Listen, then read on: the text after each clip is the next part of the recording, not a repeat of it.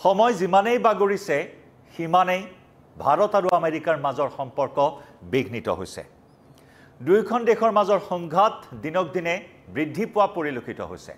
এটাৰ পিছত আনটো হুংকাৰ এটাৰ পিছত আনটো ব্ল্যাকমেইল আমেৰিকাৰ কিন্তু এই হুংকাৰ এই ব্ল্যাকমেইলক তিল মানুহ কেৰেপ কৰা নাই ভাৰতে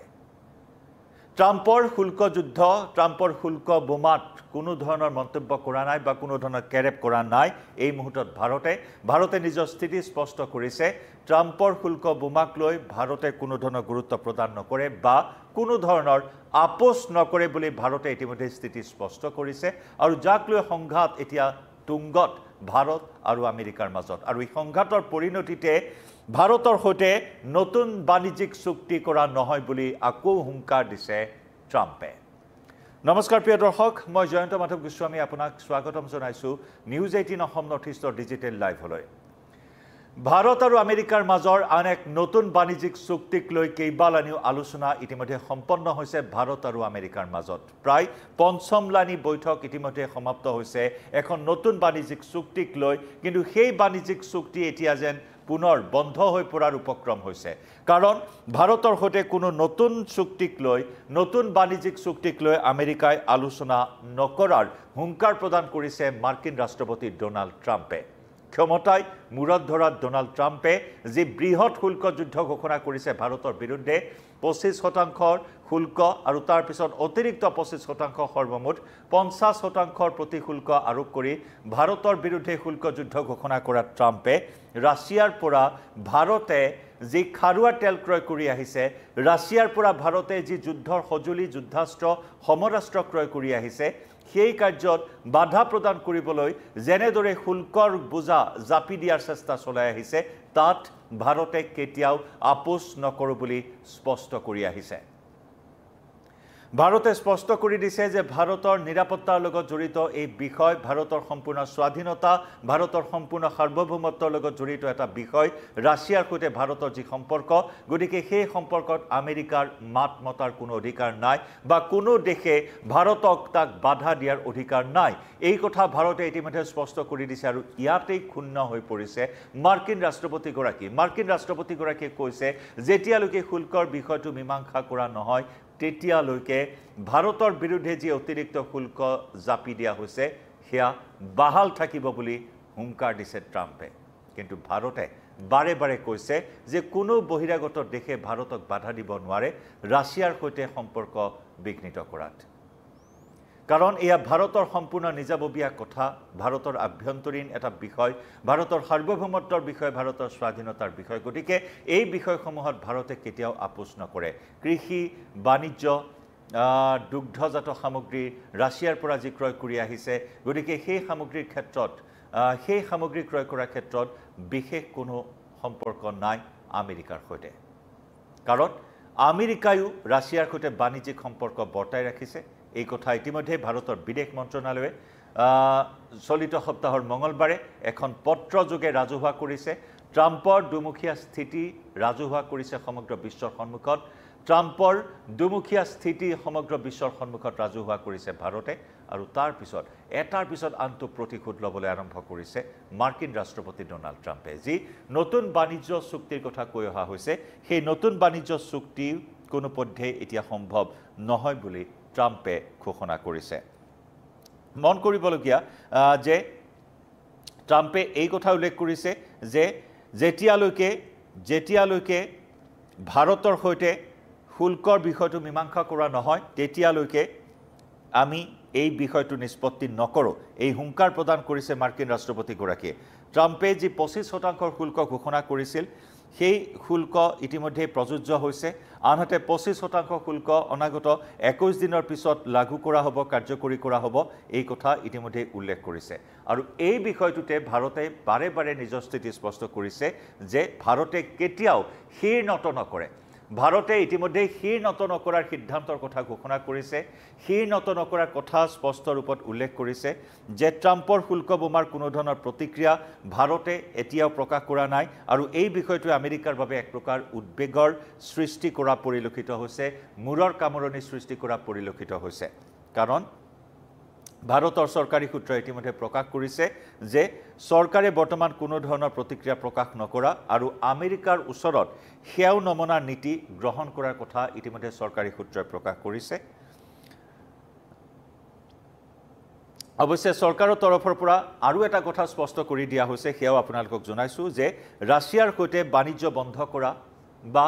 ব্ৰিক্সৰ পৰা দূৰত্ব বজাই ৰখা বিশ্বৰ কোনো দেশে ভাৰতক ক'ব নোৱাৰিব ভাৰতক তাৰ বাবে আহ্বান জনাব নোৱাৰিব ভাৰতক কোনো ধৰণৰ হেঁচা প্ৰয়োগ কৰিব নোৱাৰিব ব্ৰিক্সৰ পৰা আঁতৰি থকাৰ পৰামৰ্শ কোনেও দিয়াৰ অধিকাৰ নাই ভাৰতক গতিকে এইসমূহ কথাই যথেষ্ট এই মুহূৰ্তত তাৎপৰ্য বহন কৰিছে আন এটা বিষয় যে দেশৰ সাৰ্বভৌমত্বৰ সৈতে জড়িত এটা প্ৰশ্ন এই বিষয়টো আমি আমাৰ স্বাধীনতাৰ সৈতে কোনো ধৰণৰ বুজাপুৰা নকৰো এয়া ভাৰত চৰকাৰে এনেদৰে স্থিতি স্পষ্ট কৰিছে সূত্ৰটোৱে লগতে কৈছে যে আমেৰিকাৰ সৈতে শুল্ক আৰু বাণিজ্যৰ প্ৰসংগক লৈ আলোচনা কৰিবলৈ ভাৰত সদায় সাজু আছে কিন্তু ট্ৰাম্পে যেনেদৰে দাবী কৰি আহিছে ট্ৰাম্পে সঘনাই সুৰ সলনি কৰি আহিছে ট্ৰাম্পে ঘনে ঘনে দাবী সলনি কৰি আহিছে এই বিষয়টোক লৈ সমগ্ৰ পৰিস্থিতিটোৱে জটিল হৈ পৰিছে ভাৰতৰ বাবে বিশ্বস্ত আৰু স্থায়ী বন্ধু হিচাপে ৰাছিয়া জনাজাত পুটিন আৰু ৰাছিয়া ভাৰতৰ স্থায়ী আৰু যথেষ্ট বিশ্বাসযোগ্য বন্ধু বুলি জনা যায় ভাৰত আৰু ৰাছিয়াৰ মাজৰ এই সম্পৰ্কক গতিকে তেনেস্থলত বিশ্বস্ত আৰু স্থায়ী বন্ধু দেশ ৰাছিয়াৰ পৰা প্ৰতিৰক্ষাৰ সামগ্ৰীয়ে হওক নতুবা তেল ক্ৰয় কৰাই হওক অথবা ব্ৰিক্সৰ দৰে মঞ্চৰ অংশীদাৰে হওক গতিকে এইবিলাক বিষয়ত আমেৰিকাৰ ব্যৱসায়ৰ সৈতে কোনো ধৰণৰ সম্পৰ্ক নাই এয়া ভাৰতৰ সম্পূৰ্ণ নিজাববীয়া কথা এনে বিষয়ত কোনো ধৰণৰ বুজাপৰা কৰিব নোৱাৰি কোনো ধৰণৰ আপোচ কৰিব নোৱাৰি বুলি ভাৰতে ইতিমধ্যে স্পষ্ট কৰিছে ইফালে আমেৰিকাৰ সৈতে যে প্ৰস্তাৱিত বাণিজ্যিক চুক্তি সেই প্ৰস্তাৱিত বাণিজ্যিক চুক্তিৰ প্ৰসংগত আলোচনা অব্যাহত ৰখা হ'ব বুলি ভাৰতে প্ৰকাশ কৰিছে যদিও আমেৰিকাৰ ৰাষ্ট্ৰপতিগৰাকী ইতিমধ্যে কৈছে যে কোনো ধৰণৰ আলোচনা নতুন বাণিজ্যিক চুক্তিক লৈ নতুন বাণিজ্য চুক্তিক লৈ ভাৰতৰ সৈতে কোনো ধৰণৰ আলোচনা নহয় বুলি ইতিমধ্যে স্পষ্ট কৰি দিছে মাৰ্কিন ৰাষ্ট্ৰপতিগৰাকীও আনহাতে মাৰ্কিন ৰাষ্ট্ৰপতিগৰাকীৰ এই স্থিতিক সমালোচনা কৰিছে চীনেও আমেৰিকাক সমালোচনা কৰি ভাৰতক সমৰ্থন কৰিছে চীনে আৰু যাৰ বাবে এতিয়া চীনেও এতিয়া দিল্লীৰ সৈতে এটা নতুন বাণিজ্যিক সম্পৰ্ক স্থাপনৰ বাবে আগ্ৰহ প্ৰকাশ কৰিছে একেদৰে ভাৰতৰ যি আমেৰিকাৰ সৈতে বাণিজ্য এই মুহূৰ্তত স্থবিৰ হোৱাৰ উপক্ৰম হৈছে আৰু সেই বাণিজ্য স্থবিৰ হোৱাৰ ক্ষেত্ৰত এতিয়া ভাৰতে ন পৰিকল্পনা গ্ৰহণ কৰিছে ইতিমধ্যে ভাৰতে বিভিন্ন ধৰণৰ প্ৰতিবেদন প্ৰস্তুত কৰি আছে যে আমেৰিকাৰ সৈতে যি বাণিজ্যিক সম্পৰ্ক বিঘ্নিত হয় তেতিয়াহ'লে কোন ক্ষেত্ৰত প্ৰভাৱ পৰিব সেই বিষয়সমূহ চালি জাৰি চাই প্ৰতিবেদন প্ৰস্তুত কৰি আছে আৰু একেদৰে এতিয়া বিদেশী বজাৰ দখল কৰিবৰ বাবে আন দেশৰ সৈতে ভাৰতেও চিন্তা চৰ্চা কৰিছে ব্ৰাজিলৰ সৈতে